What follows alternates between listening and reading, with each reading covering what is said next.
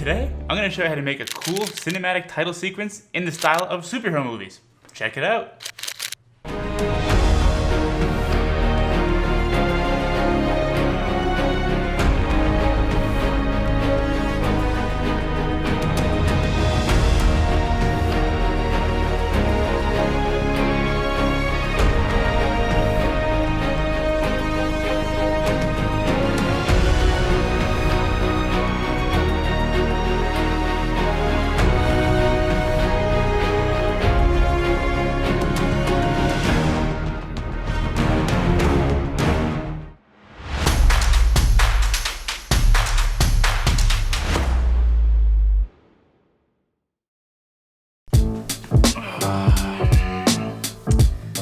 Alright guys, well, let's get to it.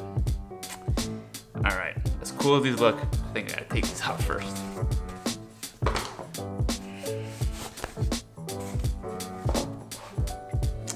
Anyway, okay, so if that looks somewhat familiar to you, that's because it was modeled after the style of the end credit sequence in this year's Avengers Endgame. If you guys haven't seen it yet, you should definitely check it out, but I'll show you what that sequence looks like here.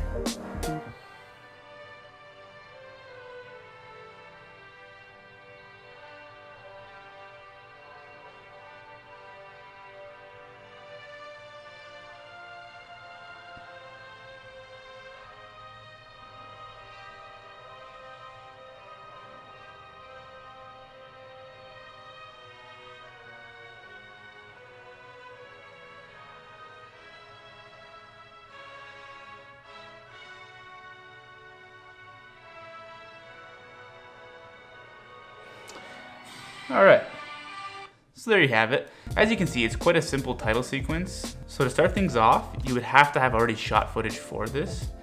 I'm not going to go into detail about shooting little cinematic sequences. There's plenty of videos out there. I've already done some of my own on shooting a cinematic sequence. So you will need some type of cinematic looking footage of yourself or even your friends out and about doing whatever it is that you like to do. So if you are a content creator like myself, just get some footage, or just have one of your buddies just get a couple of shots of you while you're out using your camera, while you're filming something, while you're taking photos. Have them use a shallow depth of field, use a bit more of a zoomed in type lens. Just get some cool looking cinematic shots. They could even be in slow motion if you want them to be. But yeah, just get something that has that cinematic style or look to it. And once again, it doesn't have to be very long because we are going to be playing these clips pretty quickly, although ours will probably be a little bit longer than the one in the Avengers Endgame title sequence. So after you have your footage all ready to go, you're going to import it into your computer and you're just going to drag it into your timeline. For this tutorial, we will be using Adobe After Effects. This is probably the easiest way that you can achieve this effect, but I'm pretty sure there are other programs out there that you could use if you want to achieve a similar effect. The next thing you'll need is a good music track. Now, if you notice in the Avengers Endgame credits, there's obviously some kind of cinematic score that is being played along with the clips. So you could use a music service like Epidemic Sound to find some good cinematic sounding music to go along with your video. Or you can just go to YouTube and type in like royalty-free music and find something that is quite cinematic or orchestral sounding. Once you have the music that you want to use, you'll import that file into your project and then drag the music clip into your timeline.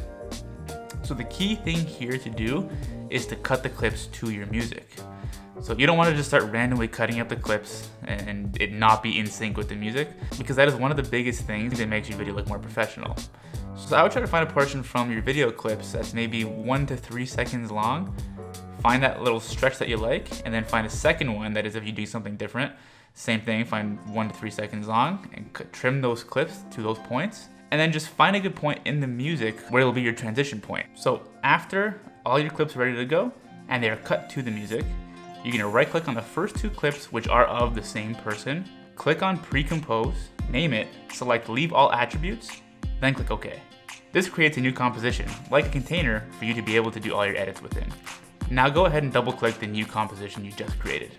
In the layers panel over here, you will see a series of icons. Beside your video layer, click on that empty checkbox that's underneath the 3D cube icon. This turns on the ability to manipulate and edit this video clip in 3D space. Then, click on the little drop-down arrow on the video layer to expand its properties. Click the drop-down beside Transform to also expand its properties. Then, under Orientation, play around with the 3D value to get your desired look. So if you look at the Avengers Endgame clip again, you'll notice that the video layer has been skewed in 3D space to be on a bit of an angle, altered on all 3 axes. So the video isn't just flat straight like this, they've angled it a little bit to the side, they've tilted it back a bit, and they've even rotated it.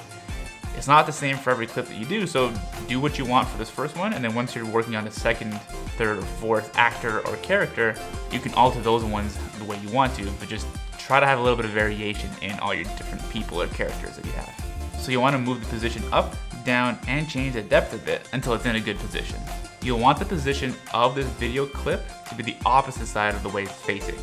So if you angle it a little bit more to the right, move the video clip to the left side so that there's more space in front of or beside the direction that the video clip is facing. Once you're happy with the angle and position, duplicate the layer. Under the Effects and Presets panel, search for Camera Lens Blur and drag it onto the duplicated clip. Under the Effects control for this clip, you will see the properties for the camera blur effect. Increase the blur radius to blur the footage quite a bit. Then choose hexagon for shape and set the roundness to about 70%. Set the aspect ratio to about 1.5 and diffraction fringe to 100. All the way down under threshold, set it to about 200. Make sure repeat edge pixels and use linear working space are checked on. You should now see a fully blurred video. Now, we don't want it to stay that way. We just want the outer edges of the video clip to be blurred, so we want to now create a mask on the footage to create a hole in the middle that our original video layer will show through. So now you want to select the top blurred layer, then go on up to the pen tool and click on it, and start making points to create a rectangular shape just like this. Then make sure to close off the mask by ending up back at your first point and clicking on it. You'll know it worked if you see the image preview change.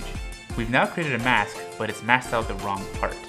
As you can see, the middle of the image is still blurred out and the outer edges are not, so we want to reverse this.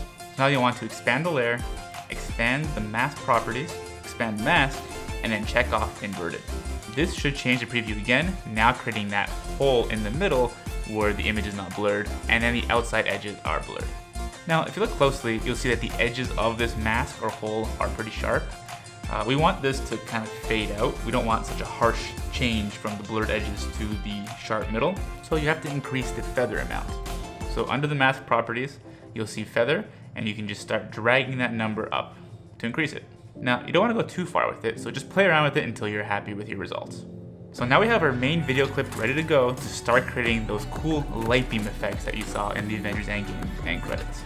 So next, you're going to select both of these video layers, right-click them in the timeline, then click Recompose. Now we'll have to check off Move All Attributes, which is different from the first time when we did this. This will now put those two clips together in another container so that they can be manipulated together. This will allow you to apply looks or effects to this video clip as a whole now, instead of each individual clip there as separate entities. So once again, how we had the blurred edge layer and then we've got the sharp layer, if we didn't pre-compose this, you'd only be adding effects to one of those two layers, or you'd have to double up all your effects, but that can get kind of messy. So for stuff like this, we want to pre-compose it into like one layer, one container, and then you can manipulate and add effects on top of that one container, treating them all as one item. To finish it off, you just quickly name it and then hit OK. Now you're going to go ahead and duplicate this layer, click on the top layer, and set the blending mode to soft light. This will increase the contrast significantly, so it'll deepen the shadows and brighten the highlights. Now, you're going to want to go out to your original composition. So now you should notice that your main video clip has all of the effects that we just worked on all on that one clip.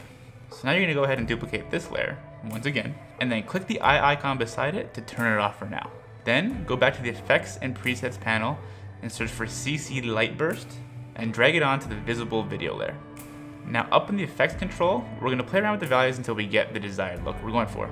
Now, I like to bring the values to a point where the light streaks or light beams are just out of frame on all sides, and the shape of your video layer's borders starts to almost fade out and disappear. Also, make sure burst is set to straight. Next, you'll want to create a mask inside the frame of your angled video to feather out the edges. You're not going to want to see the shape's edges as the light streaks burst out. So go on back up to the pen tool again and start making a rounded rectangular shape inside your video layer. Then, once again, you're going to want to feather out the edges so that it fades nicely. Now, I use a value of about 300, but once again, the key here is just to make it get to a point where it's just blurred and blended nicely, so play around with the values. I believe a higher value is going to be important here, but once again, if you go too far, you'll notice it look a little bit weird, so just keep playing around with it until you achieve the desired look you're going for. If you still see sharp edges after playing around with the values, just drag some of your points further into the middle of the video layer, and that should help fade it out a little bit easier.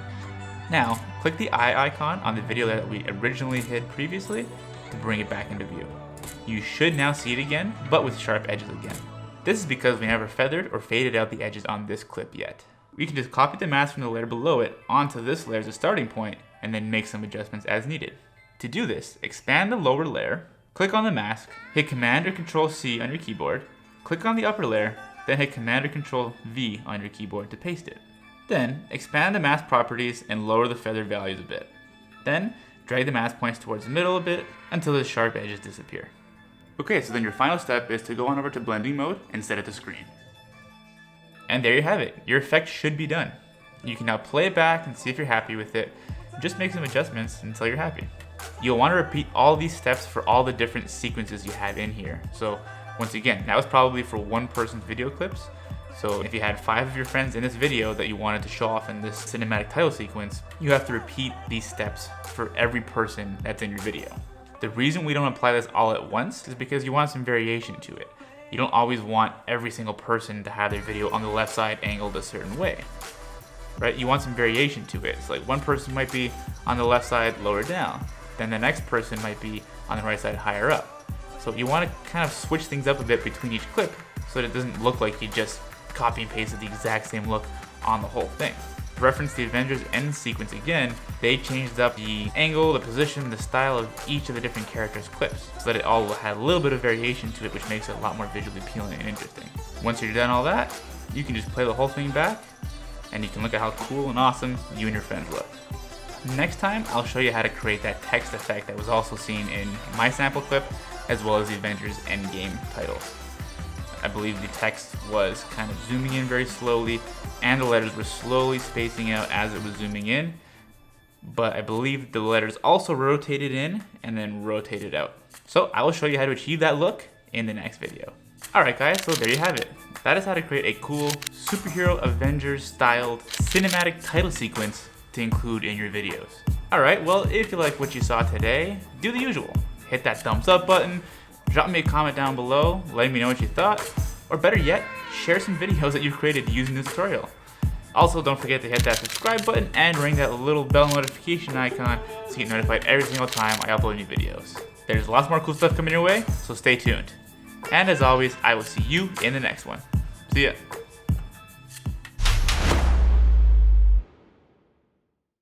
Now, since this is a superhero themed post, and I believe today's Halloween, gotta bust out my Captain America Infinity War Wakandan shields. Yeah. Don't you guys wish you had a couple of these suckers? That's how you really make yourself look like a superhero. Wait, I can do you one better. Oh, yeah. Yep, there's my Captain America shield.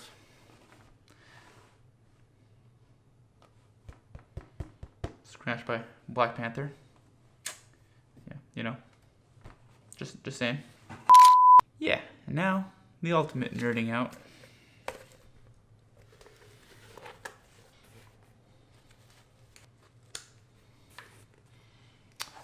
That's right. Good old-fashioned Captain America helmet.